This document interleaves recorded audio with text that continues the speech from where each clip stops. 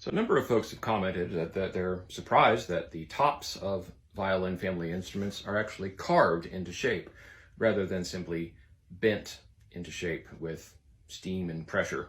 Now, steam bending of wood does play a part in the construction of violin family instruments, but not where it concerns the plates. Guitars will start from a flat piece of spruce like this, but violin family instruments, on the other hand, begin with solid billets of spruce that look more like this.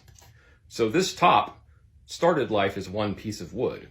It was split, flipped around, and glued to itself. And the same is true of the back. It's kind of hard to see in this lighting, but you can see the flaming of the maple matches because it's from the same piece of wood. And I'll illustrate exactly why you wouldn't want to bend spruce into shape. This piece of spruce is extremely strong along the grain lines. You could do this all day, but it is not going to splinter and break. But if you flip it this way, easy. Now, if you had a piece of spruce of that same thickness and tried to bend it along this axis, it would split along the grain lines. I can take this top and apply a fair amount of pressure, and it's very hard to see any deflection. It kind of moves a little bit along the edges, but for the most part, it's still very stable. On the other hand, if I take it like this and start to flex it with just a little bit of pressure, you can see it move very, very easily. Now, where it gets its strength and the rigidity is the carving of this arch. And what arches, as we all know, are very, very strong. That's why these old cathedrals are still standing. The top is also going to be supported by a bass bar running down its length and a sound post which connects it from the front to the back. Now, bending the sides of the instrument, this is where heat and moisture do play a part. These ribs of maple are bent over this form called a mold. And once the back is glued onto this mold is going to get removed. So this piece of plywood with all the holes in it, these holes are just for clamps. So this is not a part of the instrument. The inside of the instrument is going to be hollow.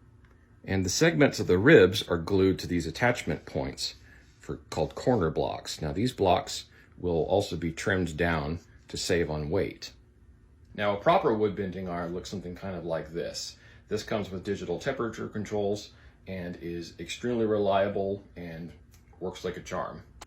But unfortunately, it's kind of out of my price range for now. So how's an untrained amateur hack like myself do it? I'm glad you asked. I have a steel pipe and a $10 heat gun from Harbor Freight. Safety note, if you're thinking of doing this yourself, make sure that you get plain steel pipe. Do not buy galvanized pipe. When galvanized pipe gets hot, it puts off all sorts of toxic fumes that you do not want to be breathing in. Thankfully, I had internet forums to tell me that I did not have to learn that the hard way. So yeah, there's my janky setup. Just made myself a quick and dirty little holder for the heat gun. I pointed at the pipe and let it heat up. For the sake of demonstration, I'm using an offcut of curly maple that is what I use to make the ribs, or the sides of my violin. 1 millimeter thick maple looks kind of like this. It's hot enough.